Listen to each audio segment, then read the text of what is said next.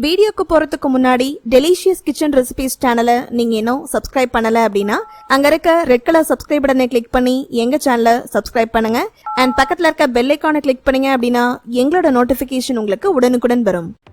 Hello friends, இன்னைக்கு வீடியோட நம்ம எல்லாருமே ரோட் சைட் கடைகள்ல ரொம்ப விரும்பி சாப்பிடக்கூடிய பானிபூரி எப்படி ஈஸியா சிம்பிளா வீட்டில் இருக்கக்கூடிய பொருட்களை வச்சு செய்யலாம் அப்படின்றத பார்க்கலாம். அதுக்கு ஒரு பவுல்ல 1 கப் அளவுக்கு ரவை ஆட் பண்ணிக்கலாம். அடுத்ததா 2 டேபிள் ஸ்பூன் அளவுக்கு மைதா, 1 டீஸ்பூன் அளவுக்கு உப்பு, 1 சிட்டிகை அளவுக்கு பேக்கிங் சோடா எல்லாத்தையுமே ஆட் பண்ணிட்டு நல்லா மிக்ஸ் பண்ணிக்கோங்க. நம்ம ரவை ஆட் பண்ணும்போது தான் நம்மளோட பூரி நல்லா கிறிஸ்பியா வரும், அதுக்காக தான். ஸோ இப்போ கொஞ்சம் கொஞ்சமா தண்ணி ஆட் பண்ணிட்டு நல்லா பூரி மாவு பதத்துக்கு நல்லா சாஃப்டா நம்ம பிசைஞ்சிக்கலாம். ஸோ நீங்க தண்ணி அதிகமா ஆட் பண்ணிட்டீங்க அப்படின்னா மாவு ரொம்ப கொலகொலன்னு போயிடும். ஸோ கொஞ்சம் கொஞ்சமா ஆட் பண்ணி நம்ம சாஃப்டா மாவை பிசைஞ்சிக்கலாம்.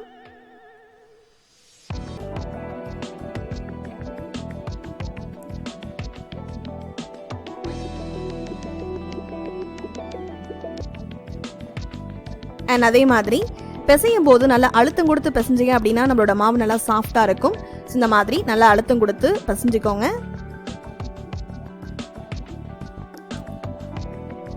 ஸோ நம்மளோட பூரி மாவு இப்போ ரெடி ஆயிடுச்சு. இப்போ ஒரு ஈரத்துணி போட்டு நம்ம மூடி வச்சிடலாம். ஒரு 20 நிமிஷம் இதை ஊறணும்.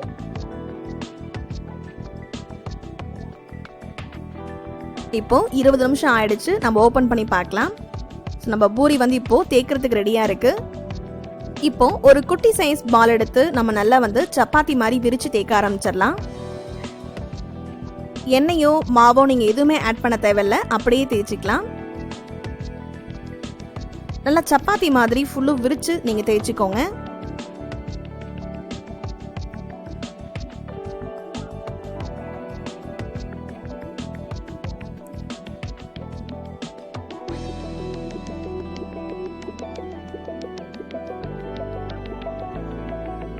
ஸோ இந்த அளவுக்கு நம்மளோட பூரி மொத்தமா இருக்கணும், அப்பதான் பூரி கரெக்டா வரும்.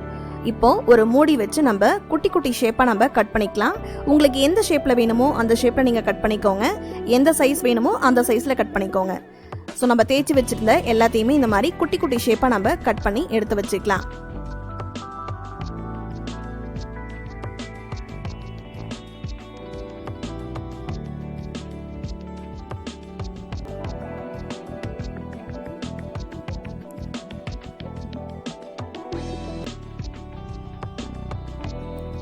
ஸோ அவ்வளோதான், நம்மளோட பூரி இப்போ பொரிக்கிறதுக்கு ரெடி ஆயிடுச்சு.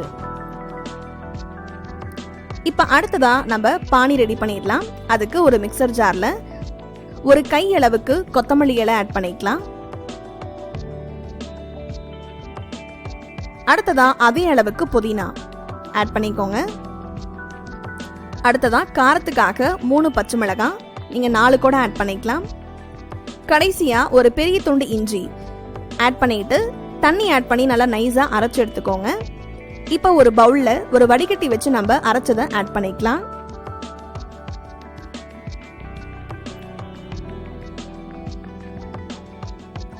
ஸோ அதோட சாரை நல்லா இந்த மாதிரி மிக்ஸ் பண்ணி விட்டு அந்த சாரை நம்ம வடிகட்டி எடுத்துக்கலாம்.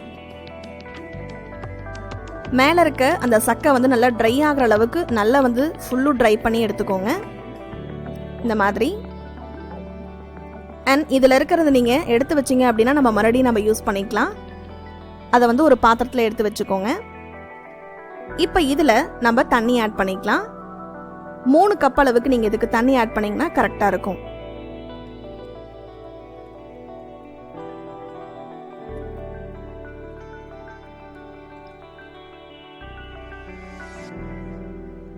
அடுத்ததா 1 டீஸ்பூன் அளவுக்கு லெமன் ஜூஸ் ஆட் பண்ணிக்கலாம். அடுத்ததா காரத்துக்காக 1 டீஸ்பூன் அளவுக்கு மிளகாய் தூள், 1 டீஸ்பூன் அளவுக்கு சீரகத்தூள், 1/2 டீஸ்பூன் அளவுக்கு கரம் மசாலா ஆட் பண்ணிட்டு நல்லா மிக்ஸ் பண்ணிக்கோங்க. ஸோ உங்களுக்கு காரத்துக்கு தேவையான அளவுக்கு நீங்கள் ஆட் பண்ணிக்கலாம். ஆட் பண்ணிவிட்டு நல்லா மிக்ஸ் பண்ணிக்கோங்க.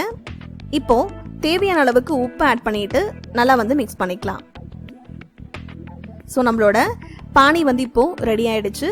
அடுத்ததான் நம்ம பூரிக்கு தேவையான புளிப்பு சட்னி இப்போ ரெடி பண்ணிடலாம். ஸோ ஒரு மிக்சர் ஜாரில் 5 to 6 பேரிச்சம்பழம் ஆட் பண்ணிக்கலாம். அடுத்ததான் ஒரு லெமன் சைஸுக்கு புளி எடுத்து இந்த மாதிரி கரைச்சி அதில் ஆட் பண்ணிக்கோங்க. அடுத்ததான் 2 டேபிள்ஸ்பூன் அளவுக்கு நாட்டு சர்க்கரை ஆட் பண்ணிட்டு இதை நல்லா வந்து மிக்ஸ் பண்ணி எடுத்துக்கலாம். அப்படி உங்ககிட்ட நாட்டு சர்க்கரை இல்லை அப்படின்னா நீங்கள் நார்மல் சர்க்கரை கூட ஆட் பண்ணிக்கலாம். நல்லா மிக்ஸ் பண்ணி இந்த மாதிரி ரெடி பண்ணி எடுத்து வச்சுக்கோங்க. இதை நீங்கள் ஸ்டோர் பண்ணி கூட வச்சுக்கலாம். ஸோ அடுத்ததான் நம்ம பூரிக்கு உள்ளே வைக்கக்கூடிய மசாலா ரெடி பண்ணிடலாம். ஸோ நான் இன்னைக்கு 3 பெரிய சைஸ் உருளைக்கிழங்கு நல்லா வேக வச்சு தோல் உரிச்சு எடுத்து வச்சுருக்கேன். அதை இந்த மாதிரி ஒரு பிளேட்டில் மசிச்சு ஆட் பண்ணிக்கோங்க. இந்த மசாலாவுக்கு நீங்கள் எந்த வெஜிடபிள்ஸ் வேணாலும் ஆட் பண்ணிக்கலாம். உருளைக்கிழங்கு, கேரட், இல்லாட்டி பீன்ஸ், சுண்டல் இந்த மாதிரி எது வேணாலும் ஆட் பண்ணிக்கலாம். ஸோ நான் இன்னைக்கு உருளைக்கிழங்கும் பட்டாணி மட்டும்தான் வச்சு செய்ய போகிறேன். ஸோ நல்லா வந்து மசிச்சு விட்டுக்கோங்க.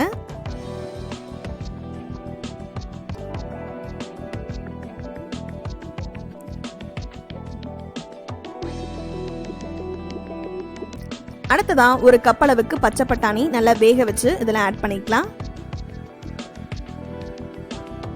ஆட் பண்ணிட்டு அதையும் நல்லா வந்து கையாலேயே மசிச்சு விட்டுருங்க. இந்த மசால் வந்து நல்லா நைஸ் ஆகிற அளவுக்கு நல்லா வந்து கையிலேயே அழுத்தம் கொடுத்து பிசைஞ்சுக்கோங்க. அப்போ தான் உள்ளுக்குள்ளே வைக்கிறதுக்கு கரெக்டாக இருக்கும். ஸோ நம்மளோட மசாலா இப்போது ரெடி ஆகிடுச்சு.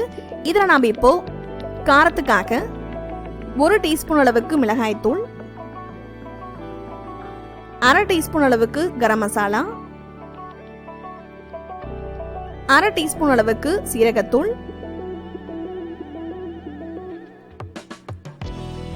1/2 டீஸ்பூன் அளவுக்கு உப்பு ஆட் பண்ணிக்கோங்க.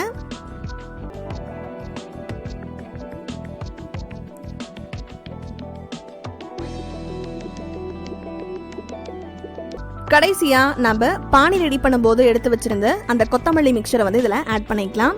ஆட் பண்ணிட்டு அதையும் நல்லா வந்து மிக்ஸ் பண்ணிக்கோங்க. ஸோ இது வந்து ஆப்ஷனல் தான், உங்களுக்கு வேண்டாம்னா நீங்கள் விட்டுடலாம். ஸோ ஆட் பண்ணிட்டு நல்லா வந்து மிக்ஸ் பண்ணிக்கோங்க.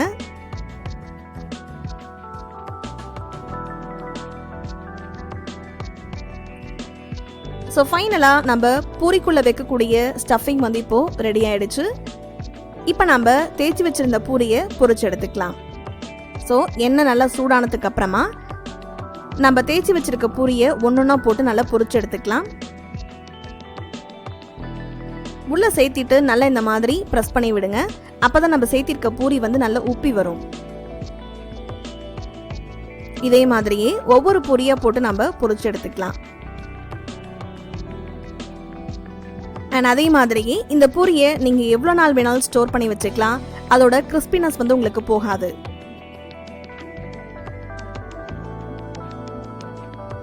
ஸோ நம்மளோட பூரி வந்து இப்போ நல்லா உப்பி வந்திருக்கு. இப்போ நம்ம இதை எடுத்து வெளியில் வச்சிடலாம். ஸோ இந்த மாதிரி இந்த அளவுக்கு உங்களுக்கு பூரி வந்து நல்லா கிறிஸ்பியாக இருக்கணும். அவ்வளோதான், நம்ம பூரி வந்து இப்போ ரெடி ஆகிடுச்சு. இப்போ நம்ம இதை ரெடி பண்ணிடலாம். ஸோ ஃபஸ்ட்டு ஒரு பூரி எடுத்துட்டு நல்லா அதில் இந்த மாதிரி ஃபுல்லும் வந்து ஹோல் போட்டுக்கோங்க. இப்போ இதில் நம்ம ரெடி பண்ணி வச்சுருந்த மசாலா ஸ்டஃபிங் அதுக்குள்ளே வச்சுக்கலாம். அடுத்ததா 1/4 டீஸ்பூன் அளவுக்கு புளிப்பு சட்னி. இது ஆப்ஷனல் தான், உங்களுக்கு வேண்டாம்னு நீங்கள் விட்டுடலாம். அடுத்ததா கொஞ்சமாக ஆனியன் ஆட் பண்ணிக்கலாம். ஸோ ஃபைனலாக நம்ம ரெடி பண்ணி வச்சுருந்த பானியில் அதை முக்கி எடுத்துடலாம்.